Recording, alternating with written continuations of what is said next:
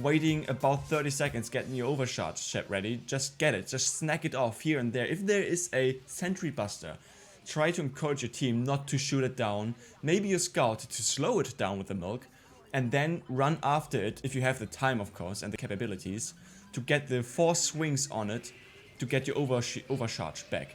That is why you won't need the overcharge rate, because you get your overcharge much quicker if you just swing enemy robots. Sometimes you don't have the capabilities to do that, and that is when you could use this upgrade, but I would generally speaking not recommend doing so. Summing up, the 4th upgrade will be the crit resistance or the overcharge duration. Alright, now you have the essential part fixed basically when you are done with that. The last upgrade that you could do is basically just something that would depend on how you play, and I would recommend just to try to do so. So I encourage you now to do whatever I say. 5th upgrade, or whatever you do after that, is resistances. Just get the resistances. Just look at the top hand screen where the HUD indicates which bots come up next. When there is a lot of heavies or scouts or snipers, try to get the bullet resistance. If there is a lot of soldier bots or demoman bots who shoot, of course, pipes and not using the swords, then you should maybe get the explosive resistance. It is very helpful to stay alive a lot longer, to help your teammates and not dying and then don't be able to do anything. Revive as often as possible is a core part of your functionality, and if you cannot fulfill that because you're dead yourself, then obviously you did something wrong. So try to stay alive and get the resistance done.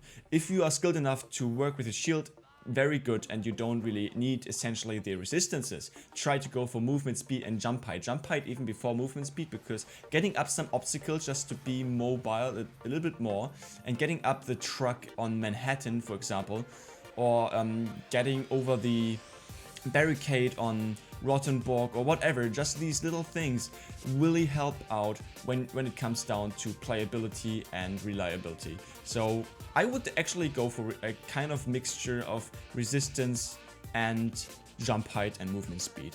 Never ever upgrade fire resistance because you are in 2 cities, and you won't need it in 2 cities, which is the whole complete package of Rottenborg and Manhattan.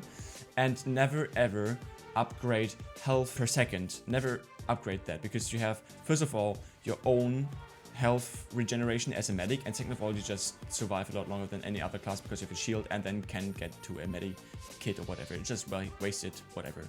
Okay, what the last thing is that I want to mention here is the canteen specialist. If you are in a capable team and you are a capable team player yourself, you could actually skip the resistance part and the movement speed and jump height part and just get straight into the canteen specialist upgrade. I would recommend doing a full upgrade on that section and upgrade the canteen specialist, then click accept, then exit the canteen upgrade station and enter it again. What it does is that if you upgraded the canteen specialist, your canteens that you can buy will be reduced in the cost.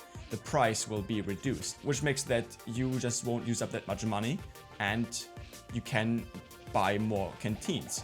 You share canteens when you healed someone and then press the canteen button. On default, it's the button H. Do not use the canteen and then heal someone, because then it's a wasted canteen. I would always go for the crit canteen, to be honest, because more damage means a faster end of the match. You can go for the Ubercharge canteen when you have the crits as well, because you heavy can body block a giant robot if there are not enough people dealing enough damage. That is a possible way. Just do not get any other canteens than those two. But I would recommend crit canteen. It's the most expensive one, but with the upgrade done, you don't have to spend that much money anyways, and more damage is more awesome. It's as simple as that. Alright, that should sum up the essential things about the medic upgrades. Now I would move on to just some random parts that just come into my mind when it comes to playing medic. And I would really listen up right now, because that is very important. There are 2 things. First of all, how to deal with giant robots, and second, how to manage your shield. That is a very important thing for me to realize as I, after a long time, just then got how to actually use the shield more effectively and how to deal with giant robots. Okay, first of all, the giant robots. When there are giant robots approaching, most likely heavies, Demoman and soldier bots, try to stand in front of them, but looking at where they are facing at. When they are looking at the left, don't stand in front of their walking path, but stand where they are looking at. Then pop the shield, of course, to absorb every single bullet or projectile, so no one gets hurt. Just move around if you have to a little bit, but always stand in front of the face, basically, of the robot to get the absorption. When it is a pyro bot, you don't have to deal with it anyways because flames go through your shield. That is the one thing. Second thing, I mentioned it before, try to crouch. That is what I'm now newly adding. Try to crouch and move backwards to not be too fast, to move out of the robot's hitbox when your shield is popped, and just try to firmly move backwards and always staying in the hitbox range of the bot, but not that he will pinch through your shield and then shoot at you. It is a matter of practice of course, but just for you to realize that it is possible not to ever get hit and also always hit the enemy, because the shield does incredible amount of damage. If there's a scout to mark a bot for death, or if there is a soldier bot with the buff banner, your damage goes insane. It's not rare to see that I sometimes catch up with a soldier in terms of damage, which is kind of being a shame to the soldier, but I do it. Okay, when the matches progress, he has too much money to upgrade stuff to deal more damage than I do, but it's funny sometimes. Okay, the second thing. Okay, how to manage your shield.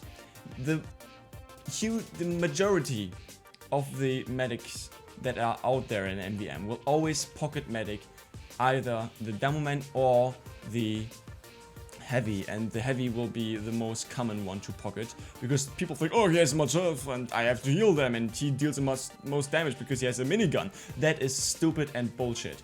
Okay. The heavy has much health. That's why you don't have to heal him all the time. If he's not like so aggressive that he just stands in front of every single thing, then you might consider doing that. But getting him healed up is, of course, an important thing to do. What now happens is that you only heal him, other people die, and then you have to revive them, which take up more time than actually keeping them alive. So always try to jump from person to person and try to focus on where they are staying, basically. Try to memorize where they are. Try to always heal him up, him. Just switch targets quite often. What you can do also is almost never overheal the engineer or the soldier or Demoman, depending on how defensively they play, but don't heal them quite as often. And when your shields are down, then overheal the one you didn't heal before, so you get your shield instantly. You understand? Also, if your shield is up, try to not overheal other people that are not on full health and also are not threatened by death. But do not try to overheal someone with your shield active, because you won't get your shield meter full when the shield is active. Try to let the shield disappear, completely run out, and then heal other people to get your shield instantly back again. That is the true mastery of a medic. Also, don't overcharge with crits a heavy on tanks, because they deal less damage to tanks, just only to tanks. One last thing that I didn't mention and didn't speak before about was overcharging the Demoman as your primary source of damage output if you overcharge with crits. A Demoman can lay sticky traps when giant robots are approaching. You see that when they are approaching, or everyone in this game screams about like, giant robots approaching, or whatever. That is when you should overcharge the Demoman. Also, when there are medics in the package of the giant robots, so the Demoman can kill them all together. That is how you do it, basically. Do not try to pocket the heavy, because he cannot deal that much damage. Splash damage is more effective than single target damage sometimes, so that is that. Also, as a side note, don't be too greedy with your overcharge. You get them quite often if you're skillful enough with your Uber Saw, and you have it all the time, basically. So just overcharge away when there's big waves, just whatever, just give it out and that everyone is happy. So I thank you guys for watching. I hope I could help you with this intensively upgrade based guide, but it is so important to get that right. I hope you didn't turn off for this almost 20 minutes and just make haste and try to spread out the word. Thank you guys for watching again, and see you guys next time. Keep it up.